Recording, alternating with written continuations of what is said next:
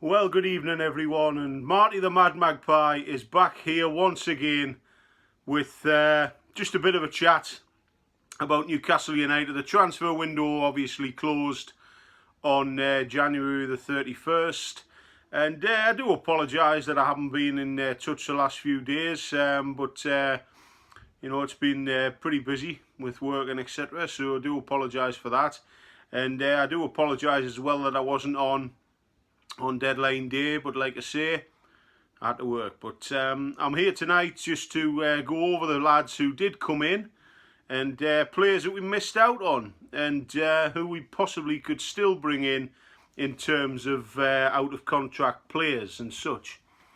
But like I say, guys, if you want to see more of Marty the Mad Magpie, then you're more than welcome to subscribe to my channel. Just hit the subscribe button underneath the screen there. And you know, if you like the videos what I'm putting on, not just tonight's, but also the videos on my page already, on my channel already, then feel free to give us a like. You know, it's be great to hear your comments as well at the end of the video as well. What did you think of the transfer window as such? And as I said, you know, give us a like if you like the videos. If you don't like them, give us a dislike, you know, because you know Marty the Mad Magpie, he doesn't give a fuck either way. So here we go. Anyway, guys, it's great to see you all once again. I hope you're all having a pleasant weekend so far.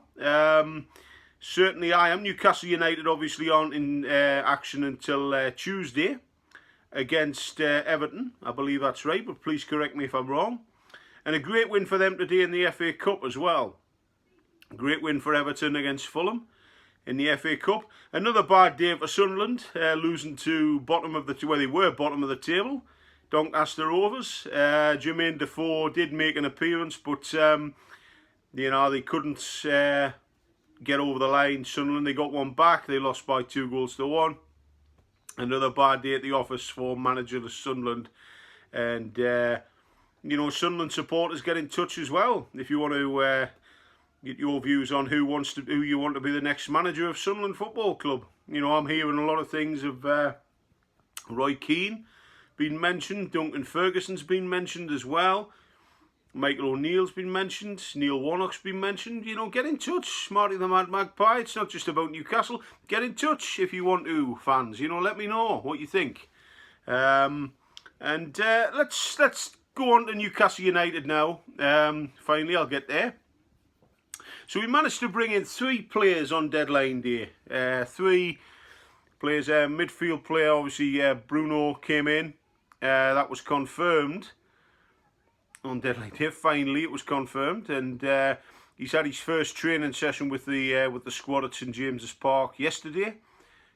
As I understand it, he came through it well, even though the Daily Express had said that he wasn't fit, which is the biggest load of bollocks I've ever heard in my life. You know, they always seem to be trying to bring us down, the national press, but we won't be brought down, and we won't back down either. As the famous song by Tom Petty goes, we won't back down. I won't back down, and Newcastle United certainly won't. It's forward and upward as far as we're concerned. So Bruno through the door, and on deadline day we managed to bring in Matty Targett from Aston Villa on loan, which I thought was a very good bit of business. Good defender.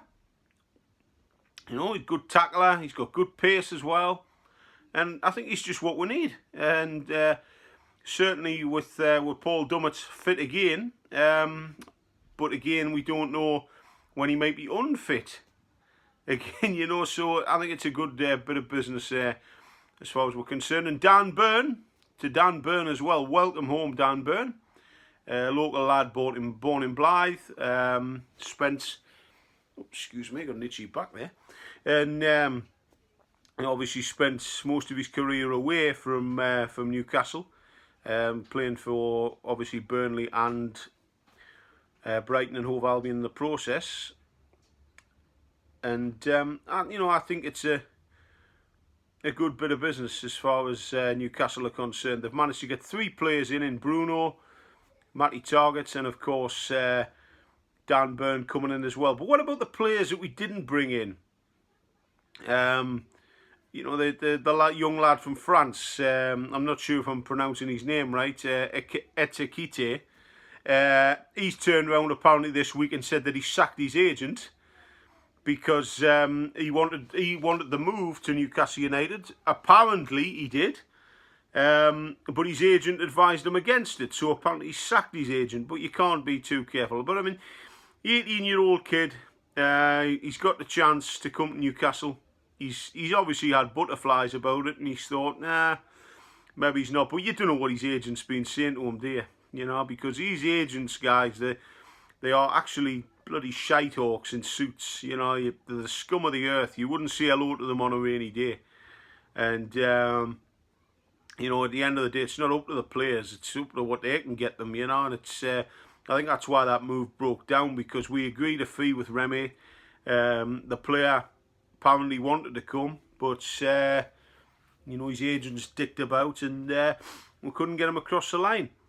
So we go in search of Jesse Lingard. We go in search of him, Manchester United, and you know, the bloody cheek of them lot, mind. You know, they're really Manchester United at this moment in time. They drive me fucking mad, because they're very good at saying to Everton, oh yeah, you can sign Donny van der Beek on loan. No problem there. But they have the cheek to say to Newcastle United about Jesse Lingard. Bearing in mind, the man, his contract runs out in the summer, so he's going to leave on a free anyway for Manchester United and go wherever he wants.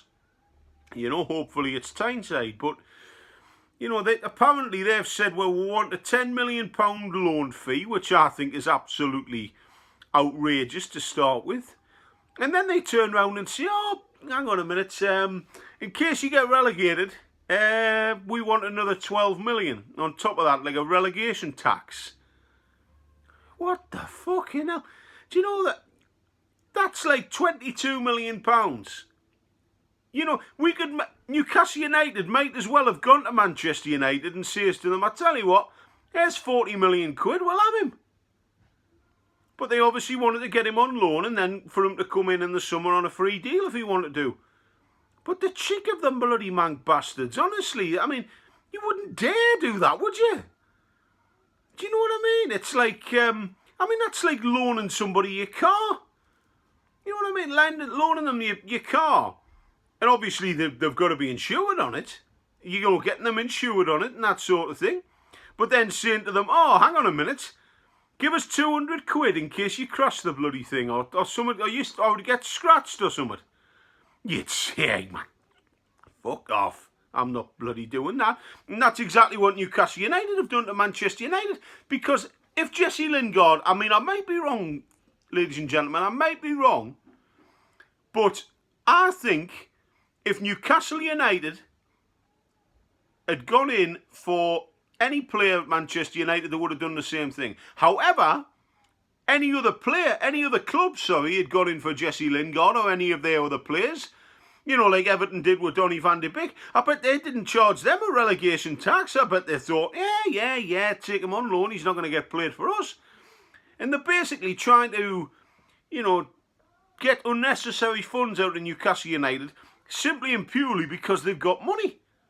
They're the richest football club in the world, so a lot of people are just thinking, well, they'll pay it. Well, wrong. You know, hashtag wrong. It's not going to happen. You know, because these people are businessmen, but they're not fucking idiots. They're not gonna have their eyes taken out by these so-called big clubs. And you know, the thing is, Manchester United, I think they've been very bitter in terms of Jesse Lingard coming in because, you know, it turns out that Joe Glazier apparently blocked the deal in the first place because he's worried about the force that Newcastle United are going to be. But I suppose when you've got that amount of money to spend, I suppose every club in the world is looking at Newcastle and thinking, whoa, hang on a minute, this could get really tasty. But I mean, how fucking childish can they get? How childish can Manchester United get to say a player that obviously wants to come to Tyneside, he's actually saying to Man United, look, I want to go to Newcastle. And they're saying, oh, no, we don't want that because they'll become a force. But Jesse Lingard, if he's got any sense at all, is going to say, well, I'm going there in the summer anyway. So, you know, he can fuck off, basically. I'm not putting up with it. Well, there you go. That's Manchester United. And I'm just, excuse me, guys, I'm just going to have a slurp. I just hope you don't mind, because if I talk about them Mancunian bastards anymore, it'll put us off me red wine. Cheers. Cheers, everyone. Oh, absolutely lovely, that is. Fantastic stuff. The old red wine's beautiful. Spanish red wine, that one. I do like a glass of it every now and again. And same as a couple of cans as well. I do like the odd lager as well. And of course the old pint of bitter. But there you go, that's Marty the Mad Magpie's latest update on Tipples. So the question is now, how are these players going to fit into the Newcastle United team? Well, I think the back line, I think that's going to be pretty secure at the minute. I mean, my starting lineup against Everton would simply be this. I would go for, well, obviously Dubravka in goal. We haven't got a lot of other options, have we? So yeah, Dubravka in goal. It's right back. I think you've got to go for Javi Manquillo and Fabian Schär and Dan Burn across the back. The centre backs, and Matty Targett. I would put him in on the left. And then, of course, the question comes to the midfield. You know, who do you play in the midfield? Well, in my personal opinion, I think you've got to play on the right-hand side of midfield. I think it goes without saying. I think you've got to play Kieran Trippier on the right. I would go for Kieran Trippier on the right. And a lot of people are going to be thinking, well, hang on, Martin, he's a right back. What are you on about? Well, I think Trippier can play as not just as a right back, but also as a right midfield player. And I would put Trippier on there because he can make the runs down the wing. He does it anyway from right back. He makes the runs anyway. So I would put him on the right of midfield. And then obviously in the centre, I would play Bruno alongside John Joe Shelby in the centre of midfield. And then on the left-hand side, I would play, obviously, he does like to run a lot, and he just needs to lob the ball in every now and again. But I think Alan St-Maximin, you've got to play him in there. And I know what you're all thinking at this moment in time. You're thinking, hold on, Marty, hold the bus, mate. Where's Joe Linton? Well, I'm going to come to that, because I personally would play Joe Linton. I would play him just in front of Shelby and Bruno, quite honestly. I would play him just behind Chris Wood, because he's not only a good holding midfield player, but he can also play as a number 10 role. You see, I think Joe Linton likes it there. A lot of people say he likes to be on the wing. People say he likes to be in the centre of midfield. He doesn't like being up top. I mean, you could play him alongside Chris Wood. I think that would be fantastic to play him there. But I think in a number 10 role, because then he can make the run into the box. He can play it off to Chris Wood. Obviously, Bruno and Shelby are going to get forward as well.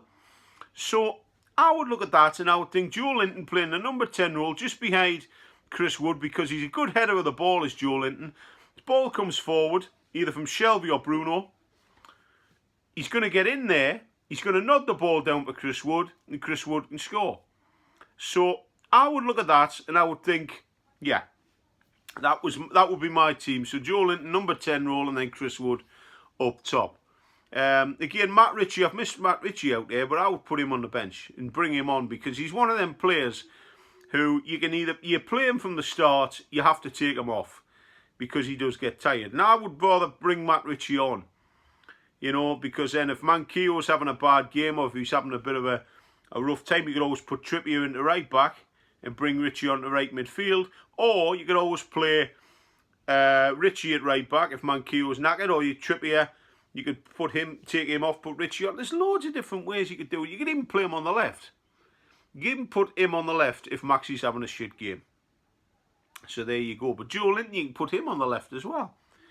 So, I mean, that would be my team for the game against Everton. Of course, they have Frank Lampard in charge now, who I've got a lot of respect for. Frank Lampard, he's a fantastic manager. And I hope that he gets the time to sort Everton out. I mean, Rafa Benitez wasn't given time, but quite honestly, I don't think the man should have even went there. An ex-Liverpool manager going to Everton. You know what I mean? And another big managerial thing this week. Obviously, Sunderland parted company with Lee Johnson after the 6-0 defeat at Bolton, which was always going to happen. The man never had a plan B. But what about this? Steve Bruce has joined West Brom. Fucking hell, honestly, he likes staying in the same area, like, doesn't he? Do you know what I mean? I mean, in the North East, the only club he hasn't managed is Middlesbrough. He's managed Newcastle, he's managed Sunderland. And then you look at him down in the Midlands there. He's managed Villa, he's managed Birmingham. Now he's at fucking West Brom. He only needs to go to bloody Wolves next, and there you go, he's done the lot. But honestly, oh my word, Steve Bruce, he said when he left Newcastle, that could be my last job. Fucking hell, you know, the man walked away from Newcastle with a few million quid in his back pocket, but it's clearly not enough for the guy. Quite honestly, it's not enough for the fella to, you know, to just retire gracefully and go into like punditry or something like that. No, he wants to keep working. He'll bring West Brom up and then he'll take them down again. Do you know what I mean? That's what he'll do. He'll be lucky enough to get them promoted and he'll get them relegated. You know, that's typical of Steve Bruce, but there you go. And in terms of seeing the rest of the season, Watford and Burnley obviously playing tonight, and people are looking at a draw and stuff like, oh, we need a draw out of this. Whoa, hang on a minute. We've got reinforcements in now. Eddie Howe's had the chance to bring his own players in, so let's see how we work. I mean, we've done all right the last couple of weeks. I mean, nobody's seen the win against Leeds coming. Nobody's seen that coming. So I look at that and I think, well, you know, it's not bad. Not brilliant, but, you know, we've done well. We've got a win under our belts. And so if Burnley or Watford do fucking win, who cares? Honestly, who cares? There's a long way to go. There's no need to panic. We've got reinforcements in. Yes, we didn't manage to get a striker in. We still could. In the out-of-contract markets, you know, players who are free agents. There's a lot of people saying they would like Diego Costa to come to Newcastle. Personally, I think that would be a brilliant signing for the club. But again, I'm sure the owners are probably looking at that.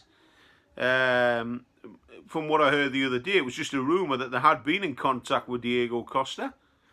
Get him on loan at the end of the season and see what happens then. But I don't know. That's just a rumour that I've heard. But I think he would be a great fit because the man might be a bit of a head case. He might be a bit of a bruiser, but he scores goals. Do you know what I mean? So I can't comment on that, but I personally think he'd be a good fit for Newcastle up top, alongside Chris Wood or Callum Wilson when he gets back to fitness. But I'm not panicking. As far as Marty the Mad Magpie is concerned, I'm not panicking. We've got a long way to go. And I believe that we've got the team spirit now, you know, to get us moving up the table. And, you know, time will tell. But I don't think we should be hitting the panic button just yet. And I know some fans are. And what I say to that is, hey, just chill out, man. Chill out. We've got plenty of time. There's a long way to go. And I can see us over the next few games picking up at least 9 points. And I look at that and I believe we can. So I'm not panicking, and nor should any Newcastle United fans either, because we've just got some players through the door. We've got a decent left back. We've got obviously a good right back in Kieran Trippier. We've brought Dan Burn in from Brighton, and we've brought Bruno in as well from Lyon. So we didn't manage to get a striker in, but we've got Chris Wood there, and we've got Dwight Gale on the bench as well if we need him. Obviously, Jamal Lewis and Kieran Clark and Isaac Hayden have been left out of the 25-man squad for the second half of the season. But hey, Isaac Hayden is a long-term injury. So too is Jamal Lewis. They don't know how long they're going to be out for. So it's best just to leave them out. And when they get fit, send them out on loan. Get them fit again. Get them match fit. And then bring them back next season if they're good enough. Kieran Clark. I mean, I said a few weeks ago on a video that I think Kieran Clark's race is run at Newcastle United, quite honestly, because, you know, even in a friendly game, he can't keep his fucking hands to himself. So I look at it and I think Kieran Clark's race is run at Newcastle United, and I think loan him out, and then in the summer get rid of him, because he's a fucking liability, and that's just the way I look at it. In terms of them players that have missed out on the 25-man squad. And obviously Matty Longstaff has been loaned out to Mansfield Town. I wish him all the best. But people are panicking again. Like, Matty Longstaff, hey, he's still a young'un. He's still a young player. He goes out, he gets match sharpness, he keeps his hand in, he keeps the wheels greased. That is the way I look at it. And I think, personally, that it needs to be the best for him. Because if he comes back next season, he slots back in, and he's a sharp player, and he gives it his best, then I think we've got a good player in the making. Send him out on loan. It's something that needs to be done. It's what we need to do with the younger players. Because they can become much better players, and they can transform themselves. And people say, yeah, he's gone to Mansfield, but so fucking what? It's still football. He's still managing to get match fitness under his belt. So that's the way I look at it this evening. And that's my view on Newcastle United's transfer window business. I think we could have done a bit more, but there you go. That's the way of it. You know, sometimes you can't get players in. And one thing, rule one, I think you shouldn't just panic buy players for the sake of it, because we've been there before in the past. I mean, looking back to 2006 when we brought in Giuseppe Rossi, and he scored a hat-trick against Portsmouth in the cup. He never played a fucking league game after that. But apparently his work ethic wasn't that good in training. That's why he never got into Glenn Roder's team. Antoine Sibieski, of course, when he came in, I'll be honest, I was one of the people who said, fucking Sibieski, what was saying him for? And yet he turned out to be a revelation. But we hit unlucky there. And we still could in the free agents market. You know, you never know. But these people aren't just going to bring people in for the sake of it, just to fill the squad up. They're not going to do that. And Eddie Howe's not going to do that. But who knows what the future holds. But personally, I think we'll be all right, guys. And I'm going to wrap it up there on that note. I think Newcastle United will survive. I think they'll be fine.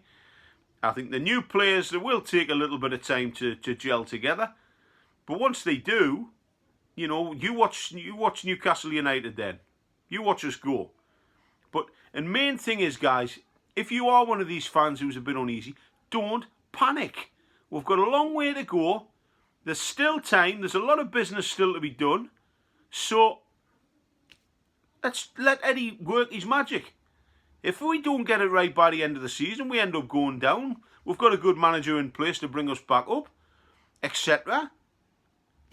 You know, we've got a long way to go, though, so there's no need to panic. I'm not panicking. You guys shouldn't panic either. All right? So I'm going to wrap it up there, guys. But like I say, if you want to see more of Marty the Mad Magpie's videos, then you're more than welcome to subscribe to my channel. Just hit the subscribe button there on the bottom of your screen. And leave a comment if you wish at the end of the video as well. It'd be great to hear from you. Even good words. Even pop and say hello. I will reply to as many as I can, guys. Of course I will. It'd be great to have you on board. And like I say, if you like my video, drop us a like. That would be much appreciated. And if you don't like it, drop us a dislike. I don't give a fuck either way. It's just nice to have people on board. So like I say, guys, I'm going to wrap it up there. So enjoy the rest of your Saturday evening. Enjoy the rest of your weekend. And I'll catch up with you guys soon. Cheers to you. All the best. I'll catch up with you soon. Bye-bye for now.